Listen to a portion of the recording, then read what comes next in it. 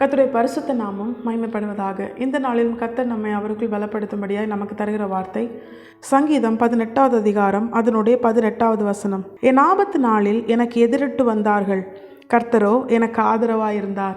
கர்த்தருடைய பரிசுத்த நாமம் மகிமைப்படுவதாக. தேவஜனங்களாகிய நம்மை இன்று கர்த்தர் அவருக்குள் பலப்படுத்துகிறார். தேவஜனங்களாகிய நம்முடைய வாழ்க்கையில வேதம் நமக்கு காண்பித்து தருகிற ஒரு பிரதானமான சத்தியம் என்ன தெரியுமா?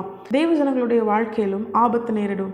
தேவஜனங்களுடைய வாழ்க்கையிலும் சில நெருக்கங்கள் வரும், துன்பத்தின் பாதை வரும், மரண இருளின் பள்ளத்தாக்கை போன்ற சூழ்நிலைகள் வரும். இப்படிப்பட்ட அநேக நெருக்கமான சூழ்நிலைகள் தேவஜனங்களுடைய வாழ்க்கையிலும் வரும் அப்படின்னு வேதம் நமக்கு கற்றுத்தருகிறது. ஆனால் உலக ஜனங்களுக்கும் தேவனை அறியாத ஜனங்களுக்கும் தேவனை அறிந்த அவரால் நடத்தப்படுகிற தேவ ஜனங்களுக்கும் என்ன வித்தியாசம் தெரியுமா? உலக காரியங்களில் உழன்று கொண்டிருக்கிற அப்படிப்பட்ட ஜனங்களுடைய வாழ்க்கையில எந்த ஒரு ஆபத்து வந்தாலும் அவர்களால் நிற்க முடியாது. ஒரு சின்ன காற்று வீசினால் கூட துன்மார்க்கன் இல்லை, அவன் இருந்த இடமும் இனி அவனை அறியாது. ஆனால் தேவஜனங்களாக நம்முடைய வாழ்க்கையில எவ்வளவு பெரிய புயல் வீசினாலும், யூரோக்ளித்தான் காற்று வீசியும் அது பவுலுடைய ஜீவனை சேதப்படுத்தவில்லை.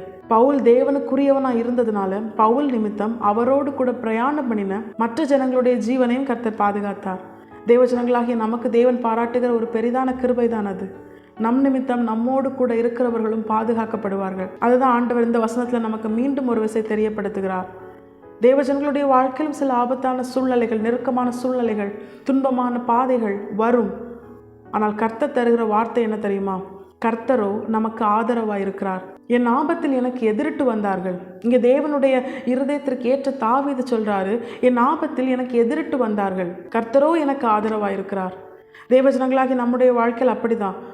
மற்ற உலக ஜனங்களுக்கு வருகிற சத்துருக்களை பார்க்கிலும் தேவ ஜனங்களுடைய வாழ்க்கையில் அதிகமான சத்துருக்கள் அவர்களை சூழ்ந்து கொள்வதை நம்மால் பார்க்க முடியும். காரணமே இல்லாமல் பகைக்கிறவர்கள், காரணமே இல்லாமல் விரோதமாக எழும்பி கிரியை செய்கிறவர்கள், இவர்கள் எல்லாரும் பிசாசினால் ஏவப்படுகிற பிசாசின் கிரியைகளை உடையவர்கள். கர்த்தர் சொல்றாரு, நான் உனக்கு ஆதரவாக இருப்பேன். ஆபத்தில் அனுகூலமான துணையாக இருப்பார். அவர் நமக்கு தான் சப்போர்ட்டிவாக இருப்பார். நமக்கு எதிராக நின்று கிரியை செய்கிற பிசாசுக்கோ துன்மார்க்க கிரியைகளை உடைய பொல்லாத மனுஷர்களுக்கோ கர்த்தர் என்னைக்குமே என்ன பண்ண மாட்டார்? அவர்களுக்கு கை கொடுக்க மாட்டார், அவர்களுக்கு உதவி செய்ய மாட்டார். தேவஜனங்களாகிய நமக்கு அவர் ஆதரவாக இருப்பார், அனுகூலமான துணையாக இருப்பார். என்ன தேவைனாலும் அவர் சந்திப்பார். நம்முடைய ஆபத்தில் அநேகர் வரலாம், யாருன்னு தெரியாதவங்க கூட, இதுவரைக்கும் நமக்கு சம்மந்தமே இல்லாதவங்க கூட நமக்கு எதிரிட்டு வரலாம். தாவீதுனுடைய வாழ்க்கையில் அப்படிதான். சவுல் பொறாமையினால தாவீதை பின்தொடர்ந்தான். ஆனால் சவுலோடு கூட இருக்கிற மற்றவர்களும் காரணமே இல்லாமல் தாவீதை என்ன பண்ணாங்க? சவுலோடு கூட அவங்க பின்தொடர்ந்தாங்க. தாவீதுக்கு தேவையில்லாமல் அநேக சத்துருக்கள் எழும்பினாங்க. சத்துருக்கள் அநேகராய் எழும்பினது தாவீதை அழிக்கும்படியாய். ஆனால் கர்த்தர் தாவீதினுடைய வாழ்க்கையில சத்துருக்களை அனுமதித்தது எதற்காக தெரியுமா? தாவீதை பழக்க வைக்கும்படியாய். நம்முடைய வாழ்க்கையில் அப்படித்தான். இன்னைக்கு தேவஜனங்களுடைய வாழ்க்கையில வாக்குத்தத்தம் நிறைவேறுவதற்கு முன்பதாக வரைக்கும் அநேக சத்துருக்கள் எழும்புவாங்க. அநேகர் பல விதமா பேசுவாங்க. வார்த்தைங்கிற அம்புனால நம்ம காயப்படுத்த அநேகர், நமக்கு யாருன்னு கூட தெரியாதவங்க எல்லாம் அவங்க டைம் எல்லாம் வேஸ்ட் பண்ணி என்ன பண்ணுவாங்க? நம்முடைய காரியங்களை மற்றவங்களுக்கு ஒரு பெரிய ப்ராப்ளம் ஆக்கும்படியா நமக்கு விரோதமாக எழும்புவாங்க. ஆனால் கர்த்தர் சொல்றாரு, அப்படி சத்துருக்கள் உன்னை அழிக்கும்படியாய் கொண்டு வருகிற எல்லா சூழ்நிலையும் நான் உன்னை எனக்குரியவளாய் உருவாக்கும்படியாய் நான் அதை பயன்படுத்துகிறேன். யோசேப்பின் வாழ்க்கையில் அப்படித்தான். போத்திபாரின் மனைவியின் பொல்லாத செயல் யோசேப்பின் வாழ்க்கையில் கர்த்தர் அதை நன்மையாய் மாற்றினார். சிறைச்சாலையில் தான் பானபாத்திரக்காரனை யார் பார்த்தா? யோசேப்பு பார்த்தாரு. சிறைச்சாலைக்கு போக காரணம் யாரு? போத்திபாரின் மனைவி. அப்போ நம்முடைய வாழ்க்கையில் சிலர் நமக்கு தீமை செய்யும்படியாய் செய்கிற எல்லா கிரியைகளும் தேவன் ஒரு நாள் யோசேப்பை போல நம்முடைய வாழ்க்கையிலும் சாட்சியாய் சொல்ல வைப்பார். நீங்கள் எனக்கு தீமை செய்ய நினைத்தீர்கள், கர்த்தரோ அதை எனக்கு நன்மையாக முடிய பண்ணினார்.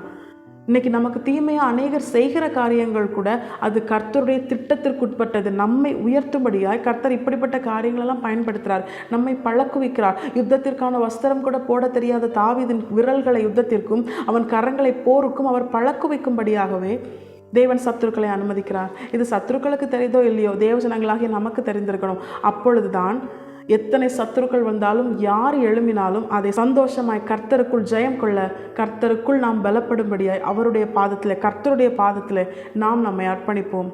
இந்த நாளிலும் தேவஜனங்களாகிய நமக்கு ஒரு விசை கூட கர்த்தர் நம்மை பலப்படுத்தும்படியாக நமக்கு தருகிற வார்த்தை, கர்த்தரோ நமக்கு ஆதரவாக இருக்கிறார். ஆபத்து காலத்தில் அநேகர், எண்ணி முடியாத நபர்கள் நமக்கு எதிரிட்டு வந்தாலும், எதிராக எழும்பினாலும், எதிராய் அநேக கண்ணிகளை வைத்தாலும் கண்ணி தெரிக்கும் தேவஜனங்களாகிய நாம் தப்பும்படியாய் கர்த்தர் நமக்கு ஆதரவாக இருக்கிறார். கர்த்தர் நம் பட்சத்தில் இருந்தால் மனுஷன் நமக்கு எந்த ஒரு காரியத்திலும் நம்மை விழத்தள்ளும்படியாகவோ, நமக்கு தீங்கு செய்யும்படியாகவோ, நம்முடைய ஜீவனை சேதப்படுத்தும்படியாகவோ யாரும் நமக்கு எந்த காரியத்தையும் எதிராய் செய்ய முடியாது. கர்த்தர் வாக்கு பண்ணுகிறார், உனக்கு விரோதமாய் கூட்டம் கூடினால் அது என்னாலே கூடுகிற கூட்டமல்ல, எவர்கள் உனக்கு விரோதமாய் கூடுகிறார்களோ அவர்கள் உன் பட்சத்தில் வருவார்கள் ஆண்டவர் சொல்றாரு.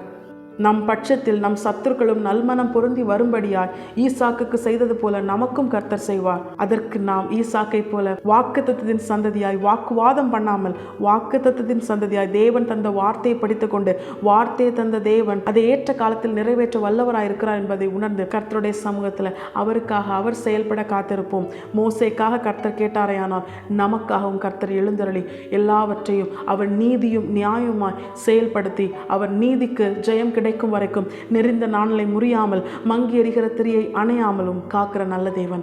அவர் நல்ல தகப்பன், கைவிடவே மாட்டார். ஆபத்து நாளிலே எனக்கு எதிரிட்டு வந்தார்கள், கர்த்தரோ எனக்கு ஆதரவாக இருக்கிறார். கர்த்தருடைய பரிசுத்த நாமம் மட்டுமே மகிமைப்படுவதாக. இந்த வசனத்தை கேட்ட நாம் அனைவரும் கர்த்தர் நமக்கு ஆதரவாக இருக்கிறார் என்பதை உணர்ந்து இன்னும் நாம் கர்த்தருக்குள் பலப்படும்படியாய் கர்த்தருடைய வார்த்தையை பெற்றுக்கொள்ளும்படியாய் நம்மை கர்த்தருடைய பாதத்திலே அர்ப்பணிப்போம். கர்த்தர் தாமே இந்த வசனத்தை கேட்ட நாம் அனைவரையும் ஆசீர்வதித்து வழிநடத்துவாராக. கர்த்தருடைய பரிசுத்த நாமம் மட்டுமே மகிமைப்படுவதாக. மாரநாதா இயேசு வருகிறார். ஆயத்தமாகவும் பிறரை ஆயத்தப்படுத்துவோம். ஆமென்.